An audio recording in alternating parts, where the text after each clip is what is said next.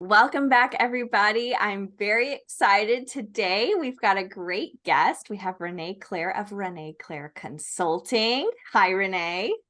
Hey. And we're going to talk to us today about, we're going to go over several things. We're going to talk about conserving energy, time blocking, self-care. We're going to talk a little bit about some stuff for those of you who are self-employed, entrepreneurs, or you run small businesses, because Renee has a lot of expertise there. And she's actually helped me quite a bit with my business in the past as well. And we are going to focus a lot of our attention today on some of the things that she really shines at and does best at, which is helping people preserve their energy so that they have enough to give to others. And I think these lessons are applicable to a lot of us. We are going to talk specifically about some stuff with PCOS as well with this. So Renee, tell us about you. Introduce yourself for us. Hi, everybody. I'm so glad to be back here again. It's been like a hot minute, but it's such an honor. So, hey, as Amber said, my name is Renee. Last name is Claire. I am a productivity consultant. I've been helping women who are in the growth stage of their small businesses, who feel overwhelmed, disorganized, chaotic, and the big whammy, they feel like they can't breathe. If this is you, I can totally relate. I've been there too. I help women to determine if it's time to hire help so they can offload tasks that just feel super draining. I teach them how to train their team. I know sometimes it can feel overwhelming or like you feel alone, like you don't know who to talk to about that kind of stuff. And of course, my cornerstone is time management. I love teaching people time blocking techniques and putting themselves first with time management. I know I geek out on process and project management. So, like planning your projects. And then I really excel in marketing and sales strategy. I've been working as a project manager in the marketing area for the wellness industry, gosh, for like over 3 years now. It's pretty incredible. And then I love holding space for people to break their limiting beliefs and, break beyond thinking that they aren't worth more or can't make a certain amount of money. So I really love helping women to make their first 100K. So it's really rewarding to just be there and be a source of light and show people how they can shine their light brighter. Yeah, I love that. That is exactly what you do. Renee helped me quite a bit in the early days of my work when I was transitioning to being totally virtual and doing more online work and more education work and stuff like that, to figure out how to really balance out my needs as a person with my sort of desire to share all of this stuff with the world, and limiting beliefs about money as well, and how much money I should charge for my services and things like that. So we did a lot of work back then that has served me very well over the years, and I've built off of a lot of it, and very grateful for the help that she gave me back then. When was that we worked together? That was like, what, 20 maybe? I think so. It's been a while ago, but I still am and implementing a lot of the stuff that we sort of solidified back then. Before I met Renee, I was already kind of trying to figure out, like, what does that look like to time block as an entrepreneur? How do I protect my peace, protect my energy? How can I charge appropriately so that I'm making enough money to support myself to where I have time for myself too, and just like getting out of this idea that it always has to be more and more and more. So anyway, very grateful for all that. So let's talk about a little bit about this stuff. So tell us about, what is time blocking? First of all, like, people are probably listening, like, so what is that, and how can we use it as a tool for not just our businesses, but our health and wellness?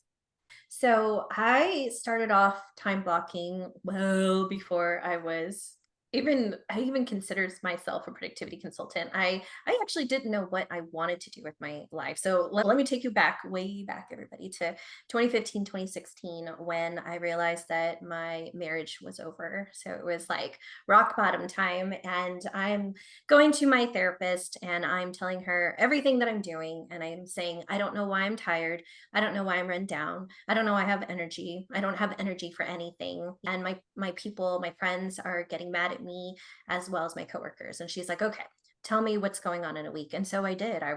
Told her I was accidentally double and triple booking meetings or outings with friends. I was working myself like more. I was working probably 50 to 80 hours at the time and adding in extracurricular activities. And in order to do all that, I wasn't choosing to sleep, and I wasn't choosing to eat, and I wasn't choosing to exercise.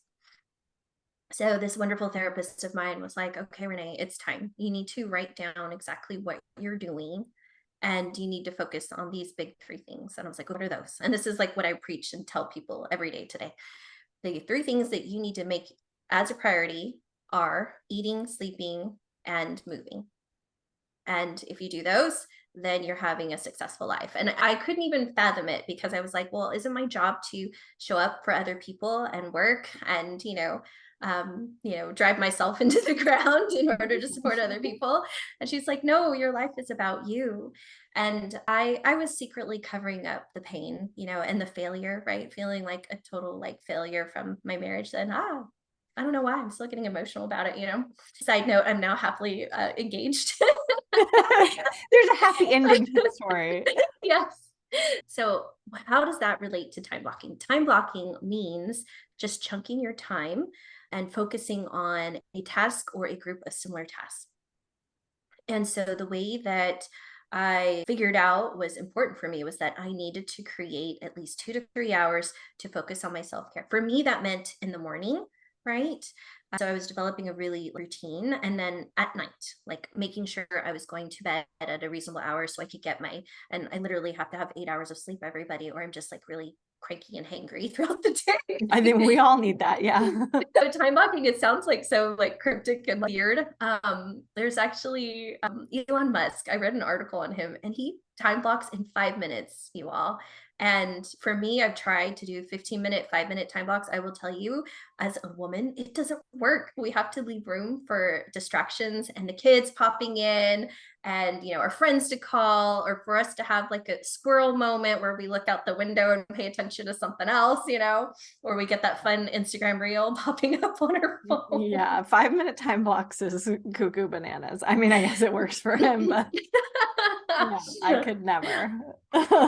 Yeah, I don't know. I'm like, I do wonder if it's like a masculine, thing. And it could work for some like women who have like a little bit more masculine in them. But those are the things that I suggest to people. Start off with your morning routine. So time block. I love a good 3 hour nurturing time block.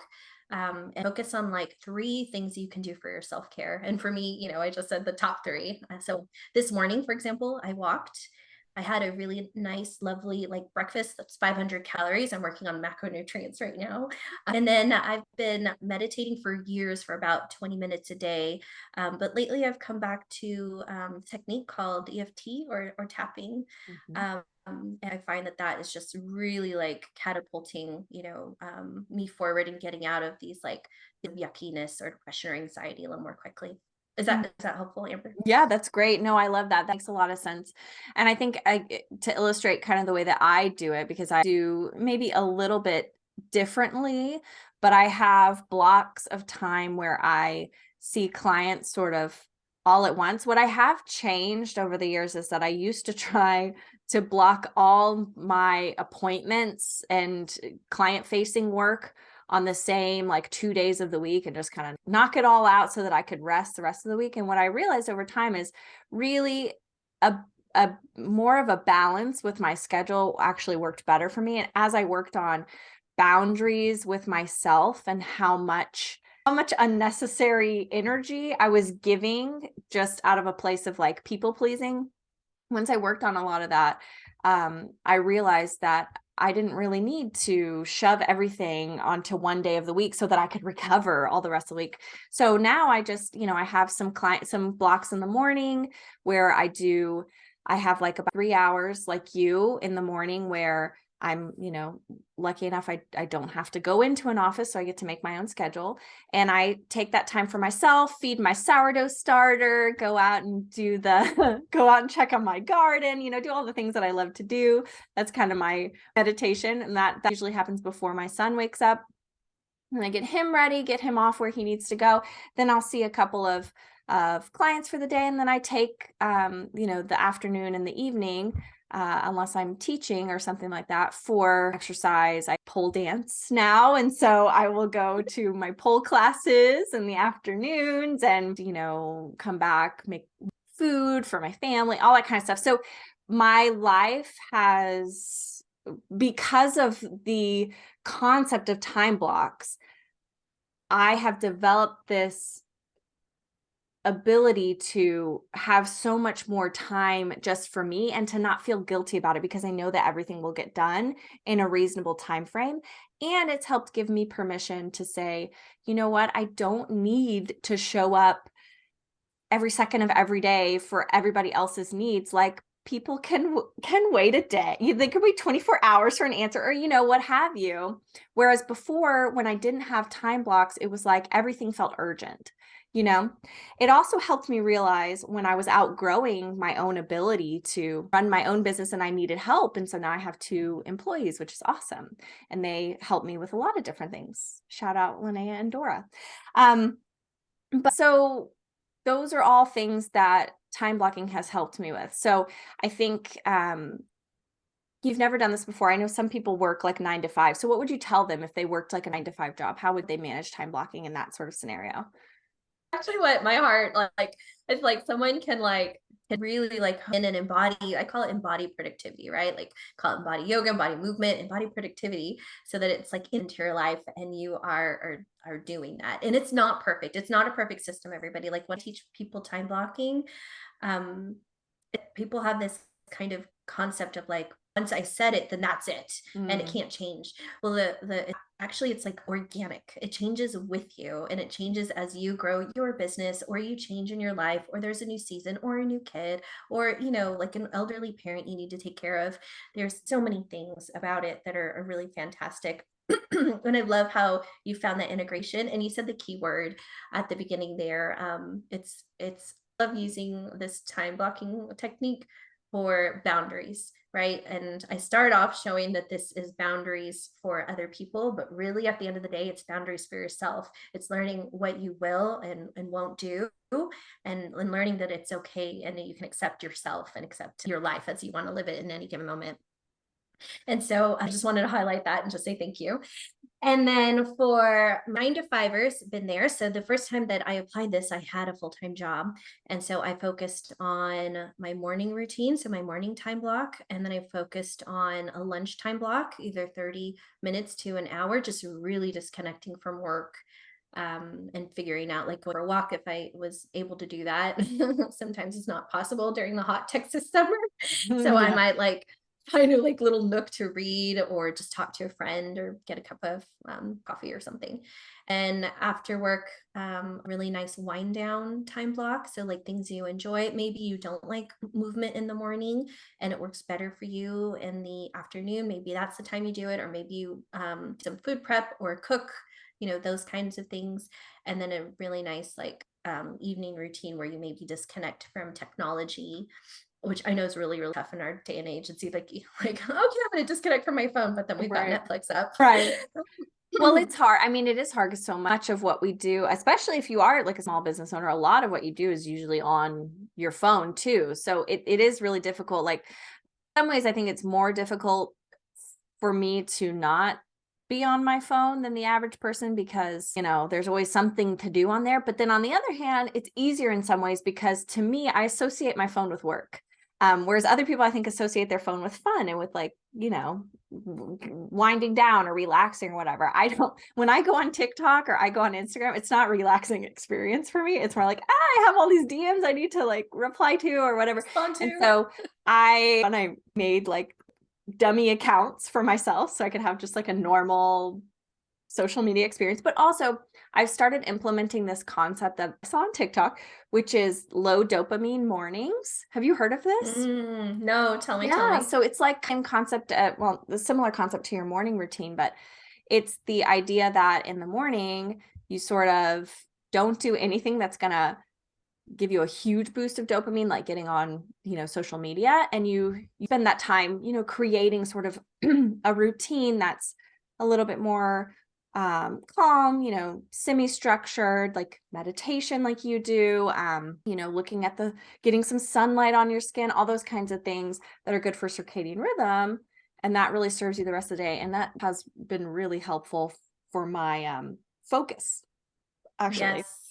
So I like the concept of, when you're working a 9 to 5, having that time in the morning, although, sleep is very important.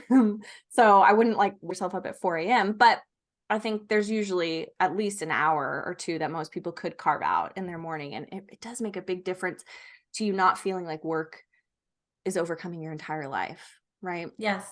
Amen. And I want to hold space for people. I got this reel that got a lot of attention, and sometimes it was like people's beliefs, but normally we see like the 5 a.m. club and like get up at 5 a.m. and and yes, that's great for some, but for those of us who need extra healing time, especially after trauma, or you're going through, your own like healing internally, you need more sleep. And so I'm here to say that you do not have to wake up at 5 a.m. to be productive. I just want to like, I need to make a Absolutely. bumper sticker. I mean, I love what you said about the fact that like your three like most important things are eating, movement, and sleep. I think, my experience with my PCOS clientele has been, and with myself, is that I think a lot of us do come from a place of, childhood trauma. Those with PCOS have higher ACE scores on average. And so there's a lot of that sort of like giving, giving, giving, and never getting back sort of vibe. Mm-hmm. And we end up not taking care of those three main things, sleep being one of them, right? So we might get into somebody might be listening to us here and misinterpreting what we're saying and thinking, okay, well now because I need to have a morning routine, so I need to wake up at 5 a.m. and I'm, I can't get to sleep till 11, so I'm not going to get a full 8 hours. Sleep needs to be part of that time blocking, right? Amen. Yes. Yes. Yes. Yeah. Yes. So, I mean, purely from a health perspective, like you said, when you need extra time for healing, when you have a chronic health condition, like usually those with PCOS do need more sleep. So at least 8, sometimes even 9 hours. I mean, I function better off 9 hours if I can get it, if I can make my body sleep that long. Got to build it in, right? So Renee, tell us how we can, I guess, give us some examples of how we can reframe this concept of like care and work. Yeah. I had to figure this out for myself, and it took a while because to me they felt like so separate. And even today, I'll have people still message me, and it's really interesting because I constantly blurt it like self care first. That's like what people know me for. I'm like self care first, but it feels like so selfish. And then especially like when you're working, like well, that's not really your time, right? But some of the ways that I've begun to look at self-care and work, aka productivity, is more through the lens of like so not balance, but like integration. Like how do you combine the two? How can you be in the present moment and check in with yourself, like as the observer, just kind of like watch your energy as you go throughout the day. And if you realize like after a meeting or talking for an hour that you're spent, like can you take 10 minutes or 15 minutes to walk away from the computer or get a drink of water or go look at a tree and connect with nature, those types of things. I think it's important to realize that as we're working in our, in a corporate setting or in our small businesses or entrepreneurships, that we are the ones working. It is still us. If we, the job would not exist without us, our body, mind, and spirit there. And so those are the things that I've been like sitting with, and I'm always exploring. Like, what do you think about that, Amber? No, I mean, that makes a lot of sense to me, actually. And I think, I love the concept of integration rather than balance because, I mean, especially for people who are entrepreneurs or they're small business owners, like there's like the extra element of like, I don't want to say like identification with your work, but like it's your baby. Your work is one of your babies and it's very important to you. And a lot of times it's a passion project as well. And so to think of it as this sort of, thing that's draining me or this thing that I don't love or I need to take space away from, I don't know, it doesn't feel authentic for a lot of us who are in fields or positions where we do really like what we do. but on the same token, when you really like what you do, sometimes you overdo it and you don't listen. So I love that concept of just like chatting with yourself after a meeting or something like that. I mean, I find that often for me, different people, different people's energy interact with my energy differently. And so sometimes I leave a meeting feeling energized and refreshed. And sometimes I need to take half an hour and kind of, just go sit under my tree. It's funny that you said that because I do have a special tree that I talk with. Do you have a special tree? I have, I'm in a new neighborhood, so we have like teeny tiny trees You all guys across. built your house, right? We did, yeah. It's Yeah. brand new. Oh, everybody, that was a huge goal that I set for myself that I achieved early. So, I am super grateful. So I share that because it's not like, oh yeah, I have a brand new house. No, it's like I really put everything in motion and project plan for that. So I want to hold space for everybody who feels like maybe they can't ever get a new house. Like it is very possible. It really is. A little bit about your journey with like limiting beliefs around, well, money, I think is one where I think people often start with money. I guess some of us, depending on how we were raised, might have less limiting beliefs around money than other things. But like, with Mhm. PCOS, a lot of us have really limiting beliefs around our health as well. So I would love to hear your experience with like sort of your confidence with different things like that. Yeah. Thank you for asking. I don't think everybody asked me that before. I have realized that I've been holding on to three limiting beliefs for the longest time. And everything's still a work in progress. As we age or we get more clear, it's just more awareness, right? And we're able to catch ourselves. So I don't ever want to ever prescribe that I know the right answer or there's a fix to anything. It's always a journey. By the way, if I talk really woo-woo to everybody, I'm a certified yoga teacher. Right, So we if you're forgot to mention noticing, that. yeah, if you're noticing like why she speak like that, it's yeah, because I've got a little yogi side to me. But the three limiting beliefs that oh gosh, they were so loud in my head from my ego mind. It was I don't have enough energy. I can't do that. I don't have enough time. I'll never have enough time. And I don't have enough energy. Oh wait, I said that. Money. I don't have enough That one money. I'll was never have enough particularly money. loud. Yeah, I know. We gotta like get with that one, everybody, and tap on that. So I don't have enough money. I can't afford that. I'll never make X amount. And usually, as you're probably listening to me say all this, like the core of it is I'm not enough, right? There are so many limiting beliefs, but for me, that's been the one that's always plagued me. I'm not enough or don't shine too bright, right? So as I've worked with my therapists and lovely business coaches, I've learned to understand my values, understand my worth and my capabilities on this planet. And then now I actually teach my clients how to budget their energy, time, and money, and be aware of what those are and the limiting beliefs surrounding that. Because, just because mine is like not enough, it might show up differently, for you or somebody else. And the way that in particular I've worked on those things is like a lot of journaling and I mentioned meditation and yoga. For me, that was really pivotal. Like my first ever was being a yoga teacher. And so that's like really I am at the core is just kind of understanding that there are ways to help heal people from the inside out. Um, and so some of the things that I ask my clients to do is like, every day ask yourself as you wake up, what is it that I need today? If your mind says, well, I don't have enough energy. Okay, well, it's one thing I can do, to replenish my energy and recharge my battery. Does that mean sleeping one more hour? Does that mean logging into work late and not telling anybody?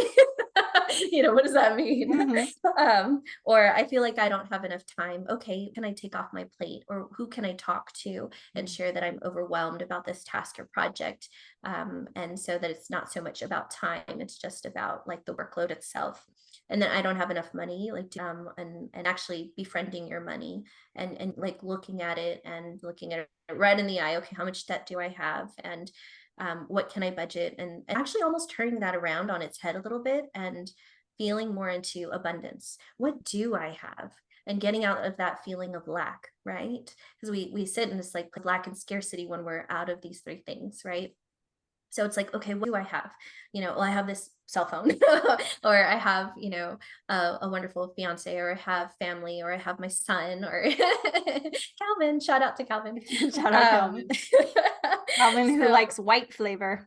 I He love went to get a that. snow cone at school yesterday. Calvin's 3.5, and his teachers took him for the last day of school to get a snow cone, and all the other kids were saying that they wanted, red or blue, and they asked Calvin, what flavor do you want? And he said, white flavor.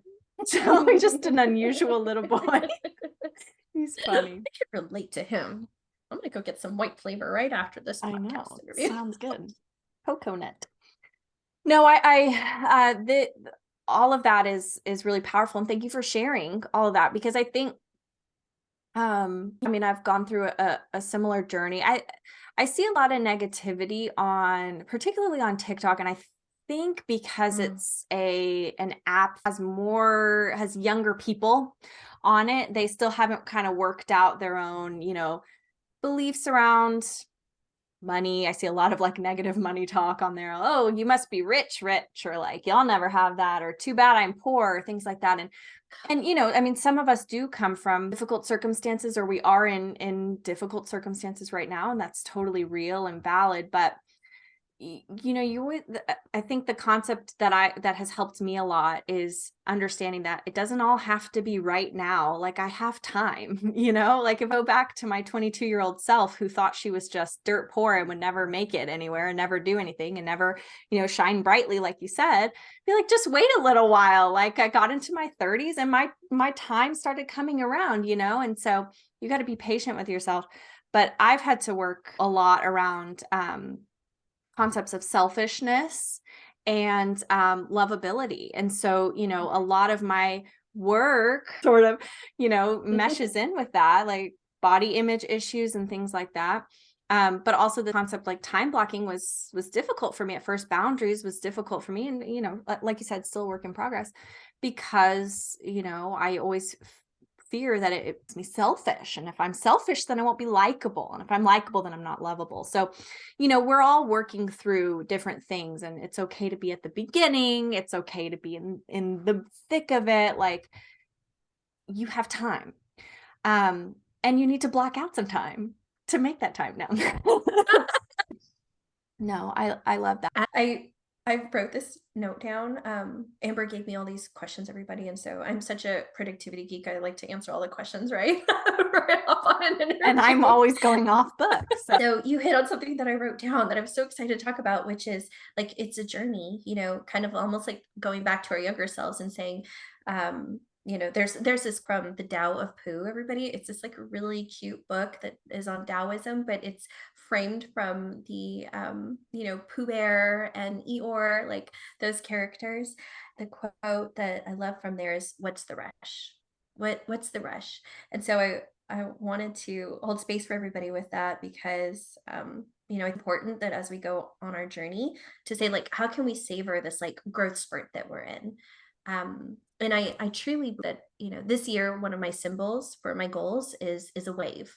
I truly believe that, like, everything that we do in our life, kind of like, sometimes we need more energy and sometimes we require less energy, but we are empowered to decide, how do we want to show up? How do we want to spend our time and energy? What do we need to do to recharge and take care of ourselves? We get to choose that, which is so incredible. So I just, wanted to kind of piggyback on what you said, because I'm like, yeah, you're absolutely right. And sometimes I wish I could go back to younger Renee and say, like, hey girl, you'll be fine. Like, enjoy your life a little bit. Can you a bit more? Can you have more fun? Or, like, let's tap it out, Yeah, for sure. I wish I had had a ton more fun than I did. I think, I don't know. And this may be something that's true for a lot of people, or it may be entrepreneurs mostly, or something, I don't know. But the sort of concept of needing to get from point A to point B really fast, improve yourself, and all of that, it's just like, in the end, you get there one way or the other anyway, like where you needed to go, and you should have fun along the way. Like, and I think that's true for health too, just to tie back into nutrition, right?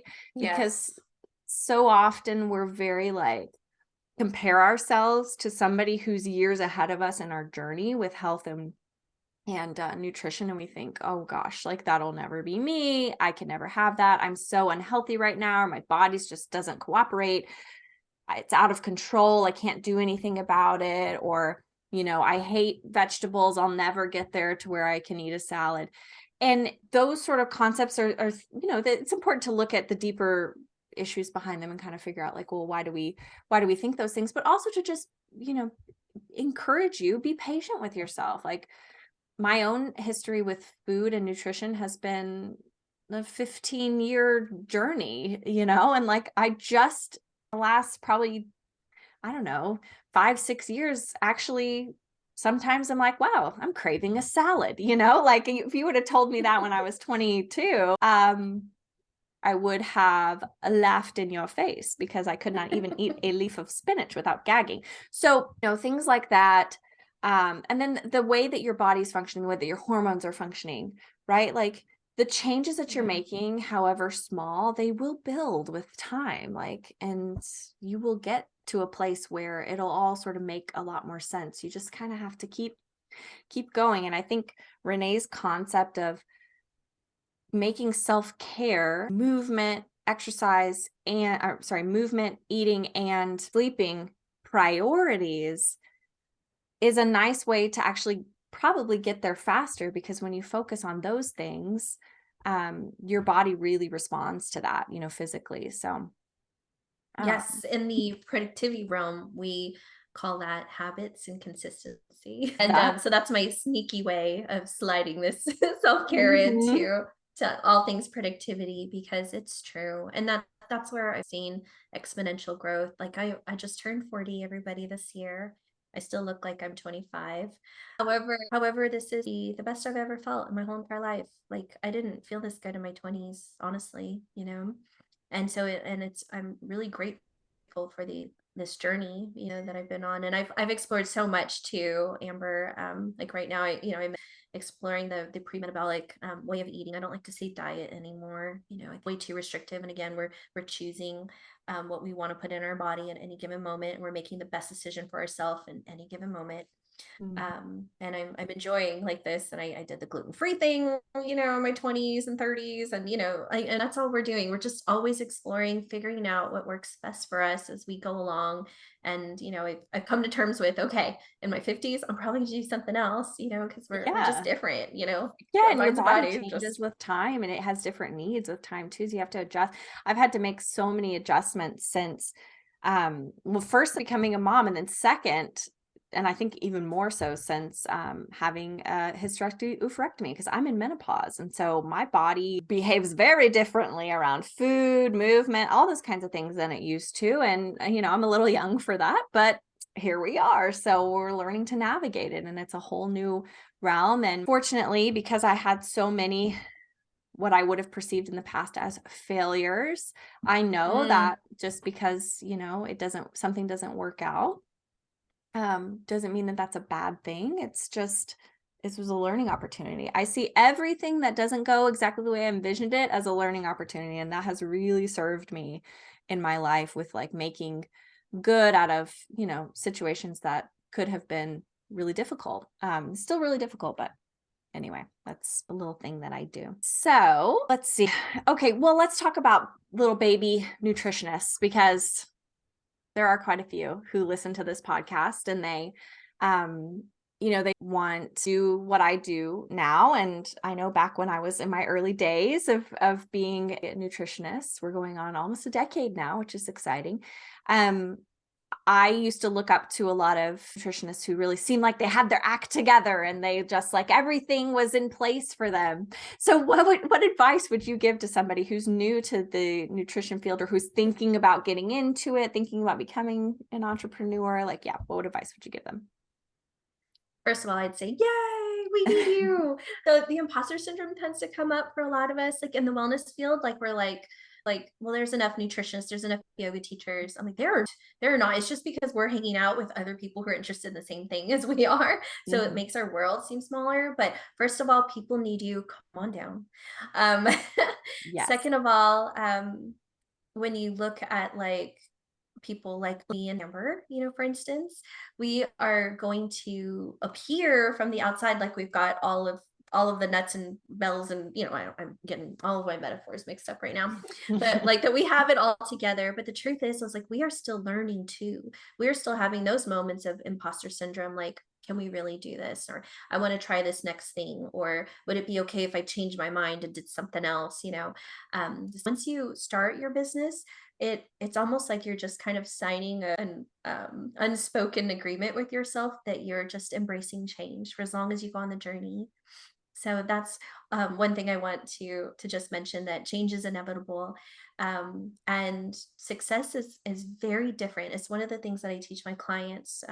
It's not initially how you think it's going to be. So work with a coach. I really believe working with a coach or mentor is going to give you that shift in perspective and get you unstuck in those moments that you're stuck, because those can feel super debilitating, but there's a way out, I promise. And then, oh gosh, I had something else brilliant, another gem. Oh, share it with us. What was it? Oh, it's like right there. Like how it comes to the forefront of your mind. Oh and then yeah, just that happens to me dissipates. all the time. If it comes to you, we can edit it back in at the appropriate time frame. Don't worry. Okay. So if you guys just heard 3 gems, then then I did my editing. Oh my gosh. Was that Um, 2? Shoot. Oh gosh, what did I say? Okay, 1, there's enough people. 2, change is inevitable, right? You said get a coach or a mentor. 3, So get a that's coach. 3. You had Okay. 4.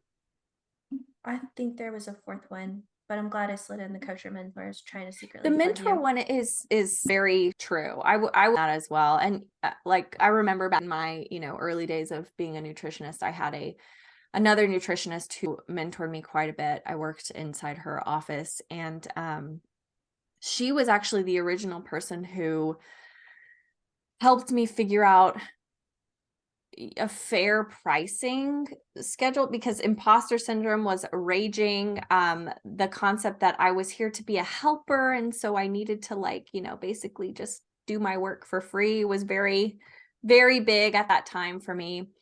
And she was like, you're not charging enough. People have to, you want clients who value what you do. And money is an energetic exchange, and so while I agree that there are some times when that can get, out of balance, or that, it's healthcare, private healthcare things like nutrition do end up being so expensive.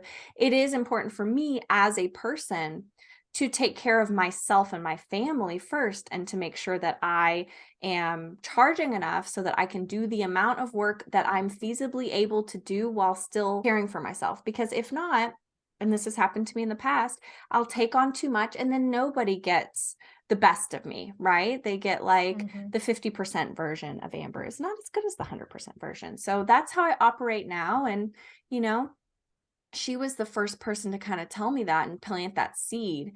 And if I hadn't had that, my original thought of like how much I was going to charge per session was like $25. So very grateful to her, because I would have definitely burned out on nutrition within probably a year, and I would probably be doing something else right now. So yeah, totally agree on the mentor one. Yay. Yay. Let's And give a it up for our coach is great mentors. too. I mean, honestly, probably would have been better to have a business coach even than a mentor, because then with mentors, you get into the whole, the way of doing things, and it's not always the best way for you, but they're for you, right? To kind of like help the best way for yourself. So Yes. Yes, we are. that's right. Did you think of your gym? No, I can't. No. Think Okay. of it. No, it's all good. Okay. Well, Renee, before we close up, why don't you tell us about some of the, things that you have on offer for people that, that you are excited to share with us? Yes. So if you want to hang out with me, I am on Instagram.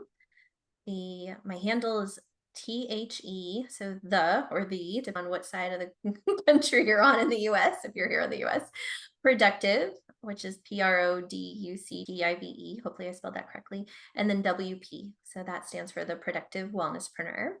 come hang out, message me. I've got some good tips that I share, and I'm also announcing some free master classes and a beautiful 4-hour retreat.